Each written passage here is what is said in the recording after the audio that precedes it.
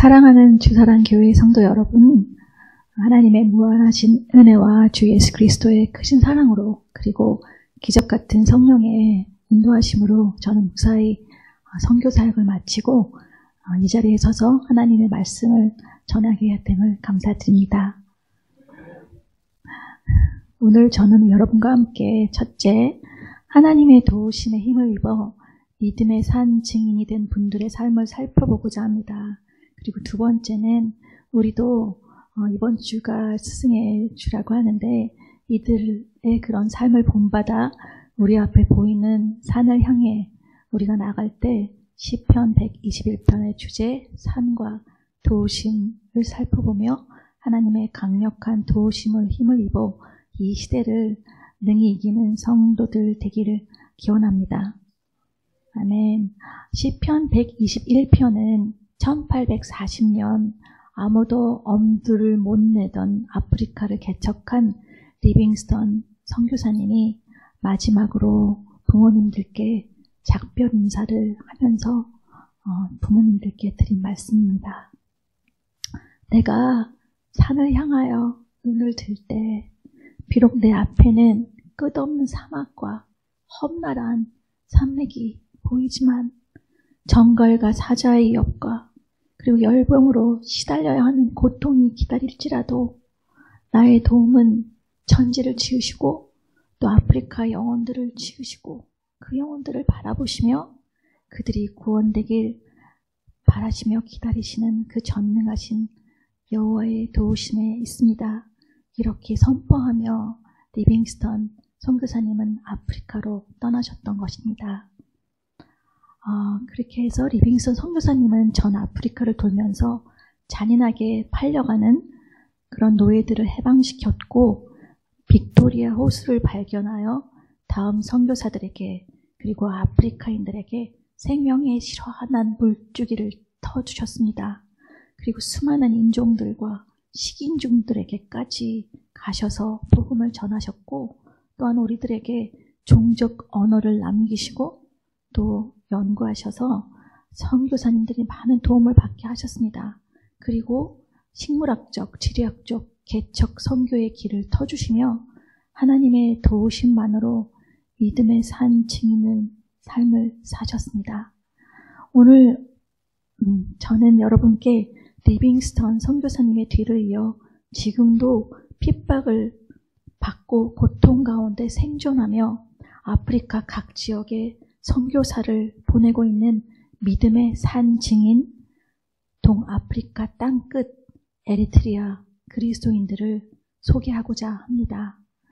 목사님 동영상 부탁드립니다.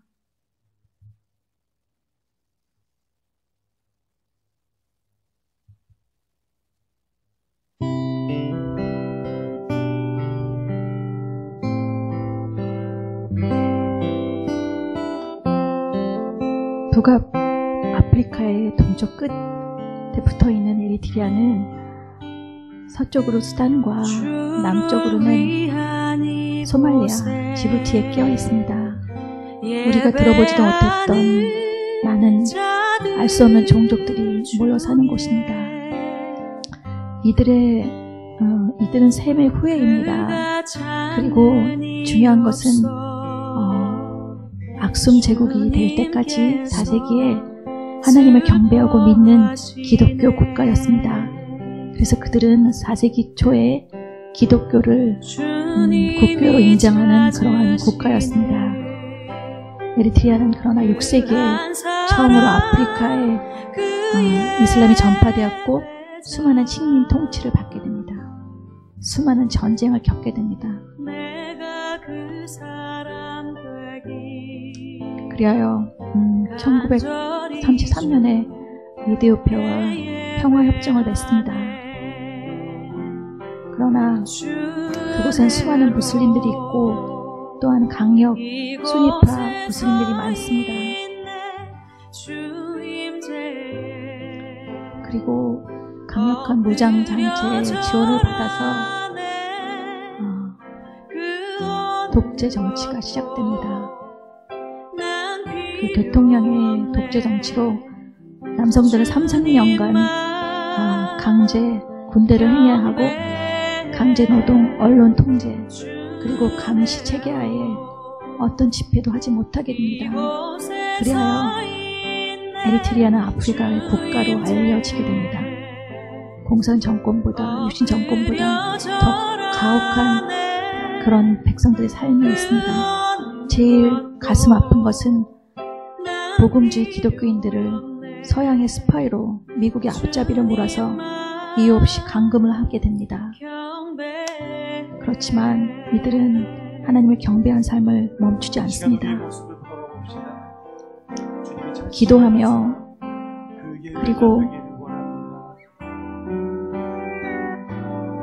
끌려가도 감옥에 있어도 이들은 계속 핍박 가운데 주님을 경배하는 삶을 삽니다.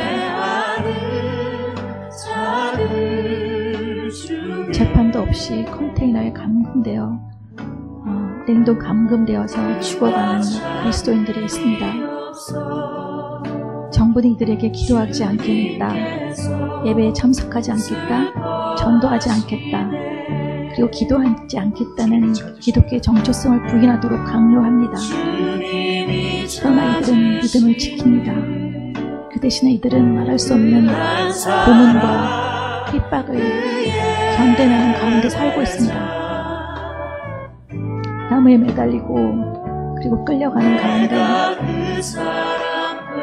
더한 것은 어린아이들이 작년에 여성들과 함께 450명 정도 텐트에 갇혀 있습니다. 그리고 견디다 못한 이들은 보금자리를 떠나 북한과 같이 걸어서 압록강을 건넜습니다. 그리하여 이들은 수단과 에티오피아나 지부티에 난민이 되어 살고 있습니다. 아프리카의 땅끝 에리트리아 그리스도인들을 짓누르는 거대한 산은 무엇일까요? 이들은 주님을 믿는다는 이유만으로 생존권이 빼앗기고 가혹한 박해, 순교를 당하는 절망의 삶 그 자체입니다. 그러나 이들은 주님을 믿는 믿음을 지키고 하나님을 사랑하고 경배하기 위해 그들이 누렸던 보금자리를 떠납니다. 저는 이들을 보면서 성경 말씀이 떠오릅니다. 너희는 담대함을 가지라. 자기 소유를 빼앗기는 것도 기쁘게 당하는 것은 더 낫고 영구한 소유가 있는 줄 알미라. 이들은 고향을 떠나 핍박을 기꺼이 감당하며 고통스러운 난민이 되어 살지만 그 난민의 삶 위로 눈을 들어 하나님의 도우심만 바라는 거룩한 예배자로 살아가고 있습니다. 저는 이번 봄 아프간 사역을 마치고 한국에서 코로나 사태가 시작되고 있을 때 또 다른 아프리카 개척지를 위하여 지부티라는 지구 반대편에 있었습니다. 지부티 독재 정부의 엄격한 통제 가운데서 기적적인 하나님의 도우심으로 소말리아 난민 캠프 안에 에리트리아 교회 교인들을 만나 같이 예배를 드리게 된 것입니다. 가장 놀라운 것은 우리가 도착하기 이틀 전 교회 자매가 하얀 한국 사람들이 자신을 방문하여 같이 예배 드리는 꿈을 꾸며 오랫동안 도움의 손길을 기도했는데 우리가 실제 방문하게 되어 너무나 감동하여서 울면서 우리를 반겨주었습니다. 이렇게 서로 반갑게 인사를 했지만 언어가 통하지 않아서 머뭇머뭇했지만 성령이 하나 되어 한마음으로 예배를 드리면서 저는 이들이 하나님께서 부어주시는 강력한 하나님의 도우심을 힘입어 믿음의 산증인으로 생존하고 있는 것을 목격하게 되었습니다. 이들이야말로 내가 산을 향하여 눈을 들 때 산 너머 정말 이들을 보호하시고 지키시는 하나님의 도우심만을 집중하며 사는 마지막 시대를 살아내는 자들이었습니다. 우리는 2시간 동안 찬양을 드렸는데요. 그 시간이 순식간에 지나갔습니다. 그들은 계속 고개를 숙이고 양손을 허리에 두고 왔다 갔다 하면서 찬양을 드려서 우리도 온몸으로 같이 찬양을 함께 드렸는데 저는 이 포즈가 궁금해서 왜 그렇게 포즈를 취하면서 찬양을 하냐고 물었습니다. 그랬더니 이들의 대답은 거룩하신 하나님 앞에 아무것도 아닌 우리들이 나가는데 어떻게 고개를 들겠느냐.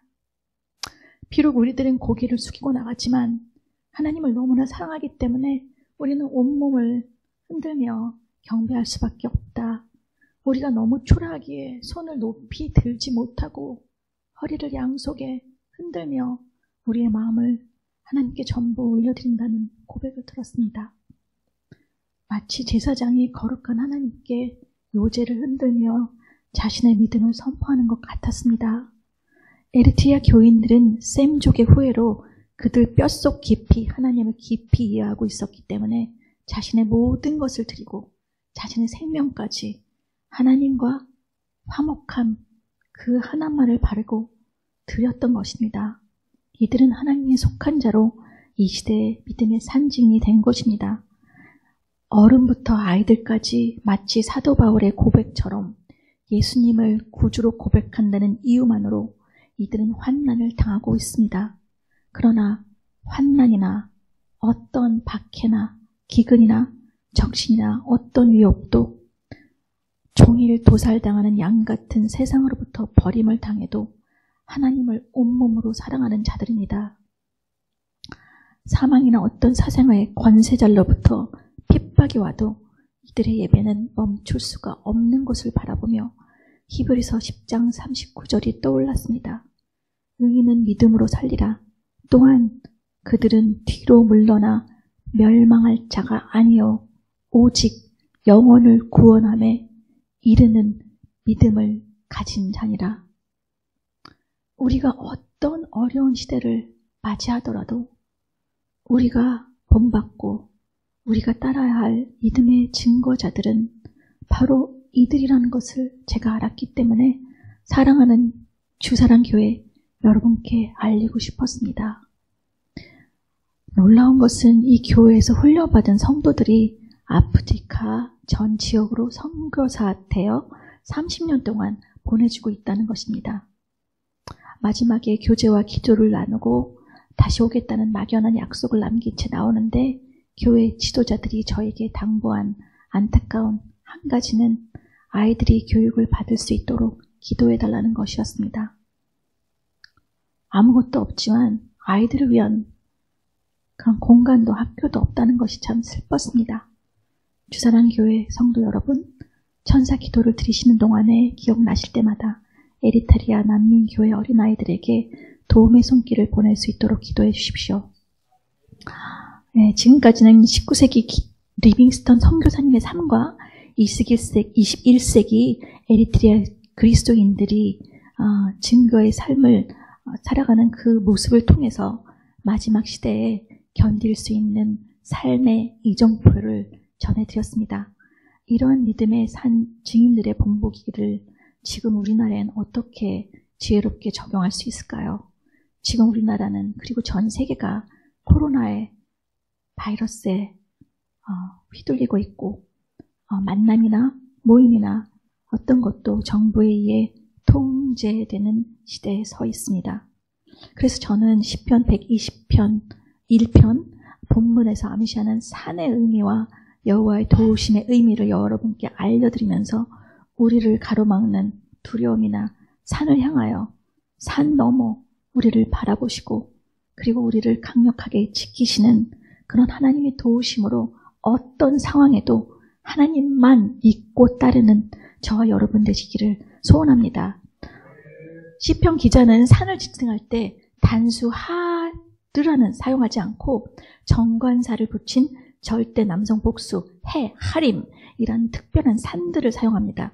시편 121편은 온 열방에 흩어져 살던 이스라엘 백성들이 유월절, 맥주절, 그리고 초막절 3대 절기를 지키기 위하여 예루살렘의 시온산, 즉 하나님이 거하시는 그 산을 오르면서 부르던 노래입니다. 산을 향해서 각지에서 순례 행진을 시작할 때 시온산은 보이지 않습니다. 그리고 그들 앞에는 산 넘고 물 건너 헤쳐나가야 하는 많은 험악한 산들만 보입니다. 그런 가운데 이스라엘 백성들은 산 너머 하나님이 거하시는 그 시온산, 그 시온산을 갈 수 있다는 것을, 순례할 수 있다는 것을 믿고 여행을 떠나는 것입니다. 특별히 사막을 가로지를 때는 생존의 위협을 받습니다. 유대 광야는 예수님께서도 시험을 받으셨지만 참으로 험악하고 그런 무서운 곳입니다. 우리도 역시 현실에서 산을 향하지만 그 산을 바라보고 넘어야 할 때는 참 고달프고 답답하고 강력한 믿음 없이 막연히 하나님만 바라보고 있으면 정말 힘듭니다. 그래서 둘째 시편의 기자는 121편에서 특별한 하나님의 도우심을 설명하고 있습니다. 그가 사용한 도우심의 원 의미는 에제르라는 단어인데요. 이 단어는 전쟁 중 죽기 질보 직전 극한 어려움에 처한 아군에게 군사와 물자를 보내 그 죽음으로부터 살리고 도와줄 때 사용했던 단어입니다. 시편 기자는 각자 흩어져 살고 있는 이스라엘 백성들에게 또 오늘날 우리에게 이 나그네의 이 길을, 순례의 길을 향할 때 많은 어려움을 닥치고 이방 신들, 이단들 이런 많은 것들이 보이지만 절대 스탑 하지 말라고 당부합니다. 산 너머에 천지를 창조하신 하나님만이, 전쟁에 능하신 여호와 체바오트 하나님만이 우리를 도우시고 지키시고 구원하신다는 결론을 제시하고 있습니다. 그 만군의 여호와 하나님만이 순례의 길 마지막까지 우리를 지키시고 또한 우리의 삶을 인도하실 것을 믿습니다. 그렇게 우리가 주님을 바라보고 주님만 집중하여 따라야 우리는 태고의 하나님이 창조하신 그 평화를 누리며 하나님과의 깊은 그 만남 속에 안식하며 오늘도 믿음의 산 증인들로 살 수 있음을 이 자리에서 선포합니다. 마지막으로 인생의 순례를 같이 하시는 동역자 그리고 성도 여러분, 인생의 순례길에서 우리 앞에 높이 솟아 보이는 많은 산만, 코로나 바이러스만 쳐다보면 우린 쓰러집니다. 산 위에서 우리를 향하고 우리를 집중하고 계시는 그 전쟁에 능하신 만군의 여호와 하나님 아버지께 우리의 눈을 집중해야 합니다. 그리고 우리는 그 눈을 집중하고 하나님께서 눈을 떼면 안 되고 그 하나님만이 우리를 도우신다는 그런 충직한 성도들 되기를 진심으로 이 자리에서 간구드립니다. 다 같이 기도하시겠습니다.